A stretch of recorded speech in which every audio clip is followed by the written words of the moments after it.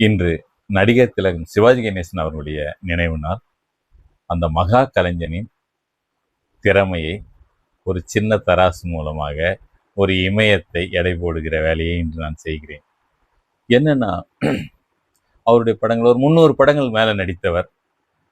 அதுல இருந்து ஒரு 50 படங்கள், தி பெஸ்ட் அப்படின்னு ஒரு 50 படங்கள் உடனே சொல்ல முடியும். அதுல இருந்து ஒரு 20 கழிச்சு மறுபடியும் 10 திரைப்படங்கள் மட்டும் நான் இன்னைக்கு எடுத்திருக்கேன். ரொம்ப சிரமமான ஒரு வேலை இன்னைக்கு நான் பண்ணேன். அவருடைய 10 திரைப்படங்கள் மட்டும் சொல்லணும்னா என்ன சொல்லலாம்? அந்த 10 படங்கள் பற்றி இன்னைக்கு சொல்ல போறேன். இந்த மகா கலைஞனுடைய பல்வேறு குணங்கள், அதையும் இன்னைக்கு சொல்ல போறேன். ஒரு தன்னிகரற்ற ஒரு தலைவர். எல்லா அரசியல் தலைவர்களும் இந்திய அளவில் அவருக்கு தெரிந்திருந்தா கூட ஒரு ஆதாயமும் எதிர்பார்க்காத ஒரு கலைஞர். அப்பேற்பட்ட கலைஞனை பற்றி இன்று நினைவு கூற விரும்புகிறேன். தமிழ்த்திணை நேயர்களுக்கு என் அன்பான வணக்கங்கள். அவருடைய 10 படங்கள் பற்றி பேசுறதுக்கு முன்னாடி அந்த மகா கலைஞன் பற்றி நம்ம கொஞ்சம் முதல்ல தெரிஞ்சுக்கணும். பல்வேறு படங்கள், அவருடைய பராசக்தியில் ஆரம்பிச்சு அவர் கடைசியா பூ பறிக்க வருகிறோம் அப்படின்னு சில சின்ன படங்கள் வரைக்கும் வந்தாரு. என்னா சராசாவே எல்லாம் நடிச்சாரு. ஆனால் அவருடைய பொற்காலம் என்று நம்ம சொல்லுகிற காலம் 52 அவர் பராசக்தி மனோகரா அப்படின்னு தொடங்கி இருந்தாலும் கூட 1960கள் அவருடைய மகத்தான காலகட்டம். அவர் நடிப்புக்கு தீனி போட்ட பாவரிசை படங்கள் எல்லாம் அப்பதான் வந்தது. பாசமலர், பாகப்பிரிவினை, பார்த்தால் பசி தீரும், பணமா பாசமான எத்தனையோ படங்கள், பாவரிசை படங்கள்னு சொல்லுவாங்களா, அது எல்லாமே அப்பதான் வந்தது. பீம்சிங் எடுத்த படங்கள். அது ஒரு காலகட்டம். அது முக்கியமான படங்கள் எல்லாம் அப்பதான் வந்தது. அதே மாதிரி அந்த வீரபாண்டிய கட்டபொம்மன், திருவிளையாடல், அப்புறம் அவருடைய கந்தன் கருணை. மனிதர்களுக்கு உருவம் கொடுக்கலாம், கடவுளுக்கே உருவம் கொடுத்தவர் சிவாஜி தான். அவருடைய ஒவ்வொரு படத்திலையும் அவருடைய புருவம் பேசும், மீசை பேசும், கண்கள் பேசும். அது எப்படி அவரு உடம்பே அப்படி நடிப்புக்கு தாரவாத்து கொடுத்தாருன்னு எனக்கு தெரியவே இல்லை. அப்படி ஒரு கலைஞன். அவர் இமைக்கவே மாட்டார்னு சொல்லுவாங்க. கடவுளா நடிச்சார்னா கடவுள் இமைக்க மாட்டார்னு சொல்லுவாங்களாம். இமைக்காம மக்களை பார்த்துட்டு இருக்கிறதா ஒரு கருத்து இருக்கிறதுனால அவர் ஃப்ரேம் வச்சுட்டா அவ்வளோ பிரைட் லைட் அடிக்கும், இமைக்காம நடிப்பார் அவர். அதே போல அவருடைய ஒவ்வொரு நடையும் 300 விதமா நடந்தாருன்னு தான் சொல்லுவேன் நான். அவர் நடந்த படங்கள் எல்லாத்துலையும் கடவுள் எப்படி நடப்பாருலாம் கூட அவர் நடந்து காட்டினார். திருவிளையாடல்ல அந்த மீனவனா நடிக்கிறதெல்லாம் பார்த்தீங்கன்னா தெரியும். அது ஒரு ஸ்பெஷல் நடை. அது அவன்தான் மனிதன்ல ஒரு ஏக்கத்தோட ஒரு தனிமை உறுத்த நடந்து போகிற ஒரு நடையா இருந்தாலும், ஒரு மிடுக்கான ஒரு கட்டபொம்மனா இருந்தாலும், ராஜராஜ சோழனா இருந்தாலும் விதவிதமா நடித்தவர். அவருடைய படங்கள் நம்ம எப்படி பட்டியலிடுறது? 10 படம்னா. அதனால இந்த கேட்கிறவங்களுக்கு நானே ஒரு இது வைக்கிறேன். நான் சொல்ற இந்த 10 படம் சரிதானான்னு கூட நீங்க எனக்கு சொல்லலாம். உங்களுடைய கருத்துக்களை கூட இந்த கமெண்ட்ல பதிவு செய்யலாம். நான் என்னுடைய 10 படங்களை இப்ப சொல்ல வரேன். பராசக்தி. அவரே சொல்வாரு, ஒரே நாளில் என்னை வானத்து நட்சத்திரமாய் ஒளிர வைத்த படம் அப்படின்னு சொல்லுவார்.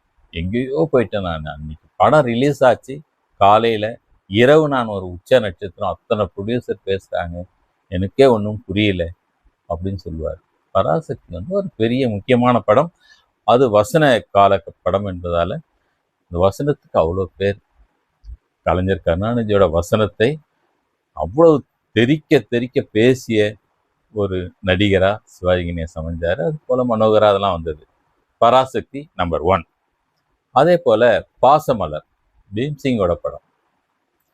அவர் ஒரு உணர்ச்சி பிழம்பா மாற்றுகிற ஒரு பாசத்துல, அண்ணன் தங்கச்சி பாசத்துக்கு இன்னும் கூட என்ன நீங்க என்ன பெரிய பாசமலரா அப்படின்னு சொல்லுவாங்க. அப்படி சொல்ல வச்ச ஒரு நடிப்பை உருவாக்கி தந்த ஒரு படமா பாசமலர் இருக்கு. இன்னும் கூட அண்ணன் தங்கை பாசம்னா அதுதான் உதாரணம். பெரிய பாசமலர் அவங்க அப்படின்னு சொல்லுவாங்க. அதனால அது 2வது படம். அந்த படத்துல பார்த்தீங்கன்னா தங்கச்சி மேல அவர் வச்சிருக்கிற பாசம், தங்கை அவர் மேல வச்சிருக்க பாசம், தனக்கு பிடிக்காத ஒருத்தனை தன் தங்கை தேர்வு செஞ்சுட்டாருன்னு அவர் துடிப்பதும், தங்கை அவர்கிட்ட என் அண்ணனுக்கு பிடிக்கலன்னா உங்களை நான் கட்டிக்க மாட்டேன்னு சொல்வதும், எல்லாமே அப்படி போயிட்டு இருக்கும் அந்த கதை. அதே போல அவருடைய பச்சை விளக்கு, அண்ணன் தங்கை பாசத்தையும் நம்ம பார்க்குறோம். அதனால ஒரு உதாரணமா பராசக்திக்கு அப்புறம் பாசமலர் எடுத்துக்கிட்டேன். திருவிளையாடல் திருவிளையாடல்ல அத்தனை வேஷங்கள் சிவனுடைய பல்வேறு கதைகளை தான் அந்த இதுல சொல்லுவாங்க. ஒரு விறகு வெட்டியா வருவாரு. என்ன நடிப்பு! விறகு வெட்டியா வர்றவர் வந்து, நான் தான் தூக்கம் வராம கொஞ்ச நேரம் கத்துனேன் அப்படின்னு சொல்றது இருக்குல்ல. அதாவது அவன் பயந்து போயிடுவாரு. அந்த பாடக போட்டிக்கு வந்த அந்த பாடகர் வந்து பாலையா வந்து என்னோட போட்டியிட்டு பாட தயாரான்னு சொல்லிட்டு இருந்தவர் வந்து அவ்வளோ ஒரு கர்வத்தோட இருந்தவர். இந்த ஒரு எளிய விறகு வெட்டிக்கிட்ட தோற்று ஓடுகிற காட்சியா இருந்தாலும் சரி, அந்த சிவபெருமானாவர் அந்த படத்துல அத்தனை கதைகளை சொல்லியிருப்பாங்க, சிவபுராண கதைகளை. அதுல பார்த்தீங்கன்னா அது ஒரு முக்கியமான ஒரு கடவுளுக்கு உருவம் கொடுத்த நடிகரா நம்ம இப்போ பார்க்குறோம். நிறைய பாட புஸ்தகத்தில் வீரபாண்டிய கட்டபொம்மன்னா ஒரு ஃபோட்டோ கிடையாது. அவர் ஃபோட்டோவுக்கு பதிலாக சிவாஜி கணேசன் ஃபோட்டோ தான் வைக்கிறாங்க. சில இதில் வந்து கப்பலோட்டிய தமிழன் புகைப்படம் இருந்தாலும் கூட சிவாஜியோட படங்களை வைக்கிறத பார்க்குறோம். கட்ட தெரியாமல் வச்சிடுறாங்க. ஏன்னா அப்படி மனசில் பதிஞ்சிட்டாரு சிவாஜி வந்து. ஒரு கடவுளுக்காக அவர் நடித்த படங்களை கடவுளாகவே அவர் நினைக்க ஆரம்பிச்சதெல்லாம் கூட நம்ம பார்க்குறோம். அதனால அந்த படத்தை ஒரு 3வதா திருவிளையாடலை சொல்லுவார். அவர் ஒரு நவரச நாயகன், அது எல்லாருக்கும் தெரியும். எத்தனை விதம் 9 ரசங்கள்னு சொல்லுவாங்க நடிப்பில். இப்போ கோபம், ஆச்சரியம், பரிதாபம் எல்லாம் இருக்கிறது தானே நடிப்பு. அந்த நவரசங்களை சொல்வது மாதிரி நவராத்திரி என்கிற ஒரு படம் நடித்தார். 9 சிவாஜி கேட்டேன். ஒரு திருடனா ஒருத்தன், ஒரு சயின்டிஸ்டா ஒருத்தன், இப்படியே வந்து விதவிதமான கேரக்டர்களை அவர் நடிப்புக்கு தீனி போட்ட அந்த படத்தை நவராத்திரியில பார்த்தோம். நம்ம முன்னாடியே சொன்ன மாதிரி இது 3வது படம். 4வது வீரபாண்டிய கட்டபொம்மன். வீரபாண்டிய கட்டபொம்மன்ல வந்து அவர் பார்த்தீங்கன்னா ஒரு விபூதி பட்டை வச்சு அந்த ஜக்கம்னான்ட்டு அவர் கிளம்பும் போது போருக்கு நம்மளாம் அப்படியே கொந்தளிப்பா இருக்கும். அப்படி இருக்கும். சிவாஜிக்கு வந்து அது ஒரு பெரிய ஒரு இடத்தை கொடுத்த ஒரு படம் வீரபாண்டிய கட்டபொம்மன். அவர் வந்து அந்த ஜாக்சன் துரைக்கிட்ட பேசுகிற டயலாக், கடைசியில் தூக்கு போடும்போது கயத்தாரில் தூக்கு போடுவாங்க வீரபாண்டிய கட்டபொம்மன், மன்னிப்பு கேட்டால் அவனை விட்டுறேன்னு. இந்த ஒரு வார்த்தையை வந்து என் தம்பி கேட்டிருக்கணும், என் மனைவி கேட்டிருக்கணும், இந்நேரம் தலையை வெட்டி சீவி போட்டிருப்பா. அப்படி மன்னிப்பு கேட்க மாட்டேன்றது அவ்வளோ உணர்ச்சி பிழம்பா சிவாஜி நடிச்சிருப்பார். அந்த கயத்தாரில் சிவாஜி கணேசன் அவர்கள் அந்த இடத்த வாங்கி, எந்த இடத்துல அவர் தூக்கு போட்டாங்கன்னு சொல்லி கேட்டு அந்த இடத்த வாங்கி இப்போ ஒரு நினைவு இது கட்டி வச்சிருக்காரு. அவர் கயத்தாறு போனால் அவசியம் பார்க்க வேண்டிய ஒரு இடம் அது. சிவாஜி வந்து பண்ண ஒரு பெரிய செயல். அவ்வளோ சுதந்திரத்துக்காக வெள்ளையனே சுதந்திரம்னு அது சொல்ல முடியாது, சுதந்திர போராட்டம்னு. வெள்ளையர்களை நம்ம ஊரில் வேற ஒருத்தர் வந்து பண்ணுற ஒரு அதிகாரத்தை எதிர்த்த ஒரு தமிழ் மன்னனை வந்து நினைவு கூறும் ஒரு இடமாக அதை மாற்றினது சிவாஜி அவருடைய பெரிய செயல். அதே போல் அவருடைய ஒரு ஸ்டைலான ஒரு நடிப்பு. கௌரவம், அந்த படம் வந்து அவர் வந்து ஒரு பெரிய பாரிஸ்டர் ரஜினிகாந்த். அதில் அவர் பேர் ரஜினிகாந்த். ரஜினிக்கு பெரிய இன்ஸ்பிரேஷன் அந்த படம். அவர் அந்த ஸ்டெப்ஸில் படியில் ஏறுறது, படியில் வந்து ஸ்டைலாக இறங்கி வருது, கையை இது வரைக்கும் அப்படி மடிச்சு விட்டுருப்பார்.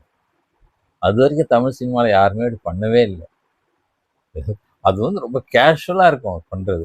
அப்படி மடித்து விட்டுட்டா அப்படி பைப்பை வச்சுட்டு அவர் வர்றதெல்லாம் பார்த்தோம்னா இப்படி இருக்கும் அந்த ஸ்டைல் வந்து. பாரிஸ்டர் ரஜினிகாந்த் அப்படின்னு. ரஜினிகிட்ட கேட்டபோது சிவாஜி படங்களையும் உங்களுக்கு பிடிச்சது கேரக்டர் எதுன்னு போது பாரிஸ்டர் ரஜினிகாந்த் அப்படின்னு சொன்னார். இதுக்காக வேடிக்கைக்காக கூட சொல்லியிருக்கலாம் அவர் பேர் இருக்கிறதுனால. ஆனால் உண்மையிலேயே வந்து அந்த படம் மிக முக்கியமான ஒரு ஸ்டைலிஷ்டான ஒரு படம்.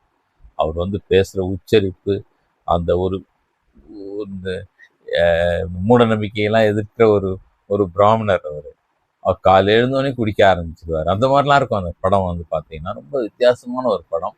தமிழில் வந்து ஒரு முக்கியமான சிவாஜிக்கு தீனி போட்ட, நடிப்பு தீனி போட்ட ஒரு படம் கௌரவம். 6வது படமாக சொல்கிறேன். 7வது படம் கப்பலோட்டிய தமிழன். அந்த லிஸ்டெல்லாம் அந்த ஆர்டர் படி இல்லை, என் நினைவுகளை வச்சு எழுதியிருக்கேன்.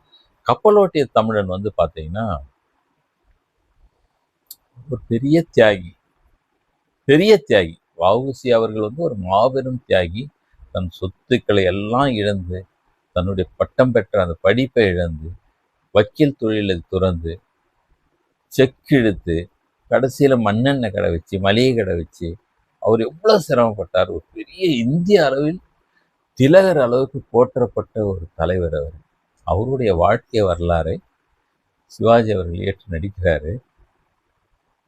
இப்போ பார்த்தா கூட நம்ம அப்படியே இதுவாயிடும், கண் கலங்கி போயிடும். அப்படி ஒரு நடிப்பு அதில் வந்து அவர் அப்படியே அந்த கூடு விட்டு கூடு பாய்வாங்கன்னு சொல்லுவாங்கல்ல, சிவாஜிக்கு மட்டும்தான் வரும். அப்படியே அந்த வாவுசியா அவர் மாறிட்டார் அந்த படத்துல. அப்படி ஒரு நடிப்பு அது. ஒரு நடிப்பு என்பது வந்து ஒரு மனிதன் அப்படியே இன்னொரு மனிதனாக மாறுவது, அந்த கேரக்டரா மாறுவது. அதுக்கு ஒரு உச்சபட்ச ஒரு உதாரணம் என்றால் கப்பலோட்டிய தமிழன். அது வந்து இந்த இடத்துல 7வது, அதான் அந்த ஆர்டர்ல சொல்லலை. இன்னும் சொல்லப்போனால் அது முதல் படமாக கூட வச்சுக்கலாம். அதனால அந்த ஆர்டர் இல்லை, நான் பெஸ்ட் 10ன்னு தான் சொல்றேன். 7வது படமா கப்பலோட்டிய தமிழன்னு சொல்லியிருக்கேன். கர்ணன் என்ற ஒரு படம் எவ்வளோ ஒரு, அந்த கதையே ரொம்ப காம்ப்ளிகேட்டான ஒரு கதை. பிறந்தது யாருக்கோ, வளர்ந்தது வேற எங்கேயோ, தன் அண்ணன் தம்பிகளே எதிர்த்து போரில் நிற்கிற ஒரு கேரக்டர். தன் தாய்க்கு ஒரு வாக்குறுதி கொடுத்துட்டு இந்த அஸ்திரத்தை நான் 2வது தடவை எய்த மாட்டேன்னு சொல்லிட்டு போரில் அப்படியே ஒரு தவிப்பான ஒரு கேரக்டர். அவன் பிறந்தது கௌரவர்கள் குடும்பத்தில், வளர்ந்தது பாண்டவர்கள் குடும்பத்தில், வளர்ந்தது கௌரவர்கள் குடும்பத்தில். தன் அண்ணன் தம்பிகளே எதிர்த்து போரில் நிற்கிறான். போர் நடக்கிறதுக்கு கொஞ்சம் முன்னாடி தான் தெரியுது நம்ம தம்பிங்க அவங்க அப்படின்ட்டு. இப்படி ஒரு கேரக்டர். அவன் வந்து பெரிய வள்ளல், வாரி வாரி கொடுத்துருவான், சொன்னதெல்லாம் செய்வான், எதோ சொல்லிட்டான்னா அதை நிறைவேற்றுவான். இது கர்ணனுடைய கதாபாத்திரம். இன்னும் சொல்ல போனா சிவாஜியும் அப்படிதான் இருந்தார்.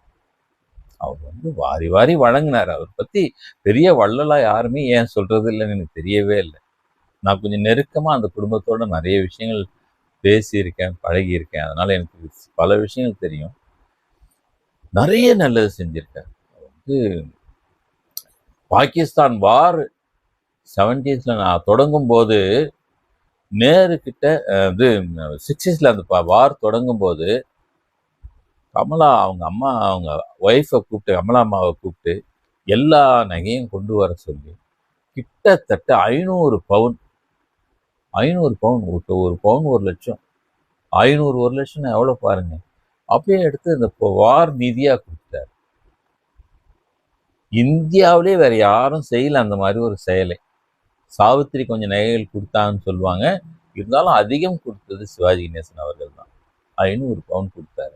அதே போல மழை வெள்ளம் வந்து தமிழ்நாட்டில் அப்போ தாக்கின போது பெரிய இது வெள்ளம், மக்கள்லாம் கஷ்டப்படுறாங்க. அவர் வீட்லேயே சுமார் 100 சமையல்காரங்களை கூப்பிட்டு வந்து வச்சு 800 மூட்டை அரிசி சாப்பாடு செஞ்சு பொட்டலாம் கட்டி மெட்ராஸ் முழுக்க வழங்கினார். யாருன்னா தெரியுமானே எனக்கு தெரியல. ஏன் கோடம்பாக்கத்தில் அவர் பெரிய இடம் வாங்கி அவர் கூட நடிச்ச துணை நடிகர்கள்லாம் வீடு கட்டிக்க இடம் கொடுத்தாரு, மனை கொடுத்தாரு. இது மாதிரிலாம் தெரியவே தெரியாது. நிறைய கொடுத்த கதியாக தான் இருந்தார். அவரை வந்து ஃபஸ்ட்டு நடிப்பு சொல்லி கொடுத்த பொன்னுசாமி படையாச்சியார்லேருந்து முதல் படம் அவரை வச்சு எடுத்த பெருமாள், ஏகே பெருமாள் கிட்ட இருந்து எல்லாருக்கிட்டுமே ஒரு நல்ல மதிப்பு இருந்தது.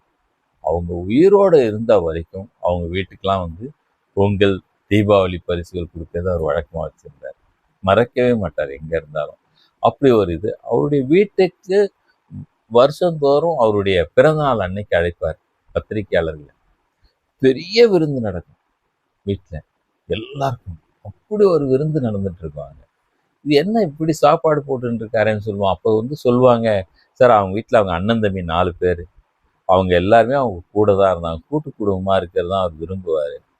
நீங்களாம் வரலனா கூட இங்கே எப்பவுமே ஒரு 100 பேருக்கு சமையல் நடக்கும் சார் அப்படின்னு அந்த வீட்டில் சொன்னாங்க. எனக்கு ஆச்சரியமாக, அவ்வளோ பேர் இருந்தாங்களாம் அந்த வீட்டில். அவ்வளோ பெரிய வீடு, அவ்வளோ கூட்டம், என்றைக்குமே ஒரு 100 பேருக்கு சமையல் நடக்கிற ஒரு வீடுனா பாருங்க. இது ஏன் வந்து சமையல் அவ்வளோ பேருக்கு போட்டாருன்னு ஏன் வந்து தெரியல. இவ்வளோ பேருக்கு டெய்லி சமைக்க சாப்பாடு போடுறது சாதாரண விஷயமா? இதெல்லாம் அவர் வீட்டில் தொடர்ந்து நடந்தது. தொடர்ந்து அவர் உதவி செஞ்சுக்கிட்டே இருந்தார். அதே போல காமராஜர் மதிய உணவு திட்டம் அறிவித்த போது 1 லட்ச ரூபா நிதி 60ல் ரூ. 1,00,000 இப்போ வந்து அப்போ வந்து ரூ. 100 ஒரு பவுன். யோசிச்சு பாருங்க. இப்போ ரூ. 1,00,000 விற்கிது. அப்படியே 1000ஆல பெருக்குங்க. ஒரு 10 கோடி ரூபாய் 10 கோடி ரூபாய் எடுத்து கொடுக்குறாரு மதிய உணவு திட்டத்துக்கு. இதெல்லாம் வந்து அவர் பெரிய ஒரு கொடுக்காதவர்னே சொல்ற மாதிரி ஒரு சில இடங்கள்ல நான் கேள்விப்படுவேன். அது மாதிரி வந்து அவரு கொடுத்துருக்காரு வாரி வாரி. அந்த கர்ணன் நிஜ கர்ணன் அவர். அந்த மாதிரி தான் அவர் வாழ்ந்தார். அதனால அவருடைய கர்ணன் படத்தை 8வது தான் நான் வச்சிருக்கேன். அதுக்கப்புறம் ரொம்ப ஒரு பீரியட் அது. ஒரு அந்த திரிசூலத்துக்கு அப்புறம் அவருக்கு ஒரு பெரிய டைரக்டர் கிடைக்கும். ரொம்ப சுமாரான படங்கள் தான் வந்துட்டு இருந்தது. அது ஏன்னே தெரியல. எல்லா படங்கள்லயும் லாரி டிரைவர், ராஜா கண்ணு, இது அதுன்னு போட்டுட்டு எப்போ பார்த்தாலும் அது ஏன்னு அப்படி ஒரு கெட்டப் வச்சாங்கன்னு எனக்கு தெரியல. அந்த மாதிரி ஒரு சரியான டைரக்டர் இல்லாமல் ஒரே மாதிரியான குரல் வாய்ஸு, ஒரே மாதிரியான ட்ரெஸ்ஸு அப்படியே நடிச்சிட்டு இருந்தார். அந்த நேரத்தில் பாரதி ராஜா வந்து முதல் மரியாதைன்ற ஒரு படம் எடுத்தார். முக்கியமான படம். அது 9வது படமாக நான் வச்சுருக்கேன். இதில் முதல் மரியாதை வந்து என்னப்பா என்னை கூப்பிட்டு வந்துட்டு இங்கே நடிக்கவே சொல்ல மாட்டேன்னு சிவாஜி சொல்லினாலும் சொல்லுவாங்க. இங்கே போன்ற அங்கேயிருந்து நடந்து வாங்கன்ற, இப்படி திரும்பி பாருங்கன்ற, சாப்பிட்டீங்களான்னு கேட்க சொல்கிற, இது என்னது இது அப்படின்னு கேட்டுட்டு இருந்தாராம். பெரிய ஒரு வசனம் இல்லை, ஏற்ற இறக்கம் இல்லை, ஒரு இது இல்லை அப்படின்னு சொல்லிட்டு, ஐயா இது போதும் எனக்கு அப்படின்னு சொன்னாங்க. அப்படி அவரை காட்டின படம் தான் முதல் மரியாதை. கூட பார்த்தீங்கன்னா தெரியும் அந்த படத்தில். ரொம்ப ஒரு அதிகம் பண்ணாமல், ஏன்னா அவர் நாடகத்திலேருந்து வந்தவர். எப்போவுமே வந்து ஒரு கத்தி பேசி நடித்தவர் மேடையில். அந்த தொனி இருந்தது. ஆனால் சினிமாவுக்கு அப்புறம் கொஞ்சம் மாற்றிக்கிட்டாருனால் கூட அதை அவருடைய ஸ்டைலாக மாற்றிட்டாங்க. அவர் வந்து கத்தி பேசுறதும் ஒரு மாதிரி உணர்ச்சி பிழம்பாக பேசுறதுமே அவருடைய பாணியாக மாற்றிட்டதுனால அதுலேருந்து வெளியே வர முடியாத ஒரு சிக்கல் இருந்தது. அந்த நேரத்தில் தான் முதல் மரியாதை அவர் வந்து வேறு ஒரு பரிமாணத்தில் அந்த படத்தை காட்டுச்சு. இது 9வது படம். 10வது படம் தேவர் மகன். இந்த படம் வந்து எனக்கு ரொம்ப ரொம்ப பிடிக்கும். ரொம்ப ஷட்டிலாக தேவர் மகன் இது முதல் மரியாதை விட கொஞ்சம் ஷட்டிலாக இருக்கும். அதில் ரொம்ப ரொம்ப அப்படி பார்க்கர் தான் அந்த பார்வையாக உங்களுக்கு ஒரு இது கொடுக்கும். போடா அப்படின்னு அவங்க பையனை கூப்பிடுறது, என்னப்பா ஹோட்டலில் கூப்பிடுறியா, நம்ம ஊரை பார்க்க மாட்டியா நீ அப்படின்னு கேட்பாரு. சும்மா ரொம்ப சாதாரண வசனம் போல இருக்கும். இதை நம்ம போட்டதுரா, எவனோ ஒருத்தன் சாப்பிடுவான் அப்படின்பாரு. அந்த மாதிரியான ஒரு சின்ன ஒரு ஒரு எக்ஸ்பிரஷனில் அவ்வளோ ஜொலிச்சார். அதனால் எனக்கு அந்த தேவர் மகன் பிடிக்கும். ஏன் இந்த தெய்வ மகன் கூட தான் சொல்லலைன்னு சொல்லுவீங்க. தெய்வ மகனில் 3 கேரக்டர் அவருக்கு. தேவர் மகன் சொன்னீங்களே, தெய்வ மகன் சொல்லியேன்னு. எவ்வளோ படத்தை சொல்கிறது அவருக்கு. அப்படின்னா இருந்தால் அவருக்கு ஒரு 50 படம் சொல்லணும் நம்ம. அதனால் அதெல்லாம் சொல்லலை. அவருடைய புதிய பறவை சொல்லலாம், தில்லானா மோகன் அம்பாள் சொல்லலாம், நிறைய படங்கள் அவர் சொல்லிட்டே போகலாம். திருவருட் செல்வர், கந்தன் கருணை, அந்த மாதிரி படங்கள் சொல்லலாம். சரஸ்வதி சபதம், திருமால், இது ஹரிச்சந்திரா சொல்லலாம். இப்படி அவர் வந்து நிறைய விதவிதமான கேரக்டர். நடிப்பு மட்டும்தான் அவருக்கு தெரியும், வேறு ஒன்றுமே தெரியாது. எனக்கு எதுவும் தெரியாதுப்பான்னு எங்ககிட்ட நான் அவர் பேட்டியில் கடைசியில் சொன்னார். நான் ஒரு சூடுபட்ட பூனைப்பா அப்படின்னாரு. அரசியலுக்கு வந்ததை பற்றி சொன்னபோது, எனக்கு அரசியலே தெரியல, அரசியல் பண்ண எனக்கு தெரியல, அதுக்கு வேற மாதிரி இருக்கணும் அப்படின்னு சொன்னார். நான் ஒரு சூடுபட்ட பூனை, ஐ மிஸ் த பஸ் அப்படின்னாரு. இப்படிலாம் என்கிட்ட ரொம்ப மனம் திறந்து ஒரு பேட்டி, நாங்கள் தினமணிக்காக இருக்க ஒரு பேட்டியில் பேசினார். ரொம்ப மனசில் பட்டது சொல்லுவார். அதுதான் அவர்கிட்ட இருக்கிற ஒரே இது. அது சில பேருக்கு பிடிக்கும், சில பேருக்கு பிடிக்காது. ஒரு நல்லா நெருங்கி பழகிட்டாருன்னா அவருக்கு கரெக்டாக சொல்கிறாருன்றது புரியும். அந்த மாதிரி ஒரு ஆதாயத்துக்காக பேசுறதோ எதுவுமே தெரியாது. முதல்ல நான் சொன்னேன், அவர் உண்மையே தான் பேசுவார்ன்றதுக்கு கடைசியாக ஒன்று சொல்கிறேன் அப்படின்னு சொல்லி. அது என்னன்னா, அவருக்கு ஒரு சிலை வச்சாங்க பீச்சில் சிலை வைக்கிறாங்க. கலைஞர் அவர்களை வந்து சிலையை திறந்து வைக்கிறாங்க. அந்த சிலை திறப்பு விழாவில் சிவாஜி அவர்கள் பேசுகிறார். என்னுடைய நண்பன், எப்படிலாம் நம்ம ஓடி திரிஞ்சோம், ஆடி திரிஞ்சோம், அப்படி நம்ம பழகி திரிந்த அந்த காலம்லாம் நினைவுக்கு வருது அப்படின்லாம் சொல்லி முடிச்சுட்டு கடைசியா என்ன சொல்றாரு, நீ நீடோடி இருக்கணும் கலைஞர் அவர்களே, நீங்க ரொம்ப நாள் இருக்கணும் அப்படின்னு சொன்னார். அதுக்காக என்னுடைய ஆயுளெல்லாம் தருவேன். இது வரைக்கும் கரெக்டு. அதுக்கப்புறம் அவர் சொல்றாரு, என்னுடைய ஆயுள் மொத்தத்தையும் தர 100 வருஷம் இருன்னு சொல்ல வேண்டியது தானே. அவருக்கு உண்மைதான் பேச தெரியும். நான் இன்னும் 2 வருஷம் தான் இருப்பேன். அந்த 2 வருஷத்தை உனக்கு தந்துடுறேன் அப்படின்றாரு. எவ்வளோ அதுதான் நேச்சர், அதுதான் உண்மை. நான் இன்னொரு 200 வருஷம் இருப்பேன், அதில் ஒரு 100 வருஷம் தருவேன்னு சொல்றதுக்கு என்ன அவருக்கு? அந்த மாதிரி ஒரு மிகைப்படுத்தி சொல்லவே தெரியாது ஒரு கலைஞன் அவர். என்ன சொன்னாரு? நான் இன்னும் 2 வருஷம் இருப்பேன், அந்த 2 வருஷத்தை உனக்கு தந்துடுறேன் அப்படின்னு சொன்னாரு. அதனால தான் அவர் பொய் பேச தெரியாதுன்னு சொன்னேன். மனசுல பட்டதை மட்டும் சொல்லக்கூடிய ஒரு கலைஞர், வாரி வாரி வழங்கிய கலைஞர். அந்த நல்ல பெரிய இவ்வளோ பெரிய என்டர்டைன் நமக்கு உலகத்திலேயே ஒரு பெரிய உலக அளவில் ஒரு பெரிய விருது வாங்கினார் அவர் தான்.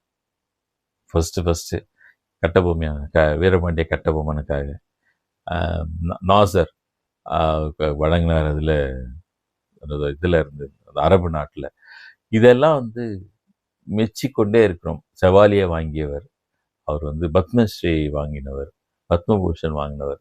அந்த பெரிய கலைஞனை பாராட்டும் இந்த நாளில் நீங்களும் சொல்லுங்க, நான் சொன்ன இந்த 10 படம் லிஸ்ட் கரெக்டா?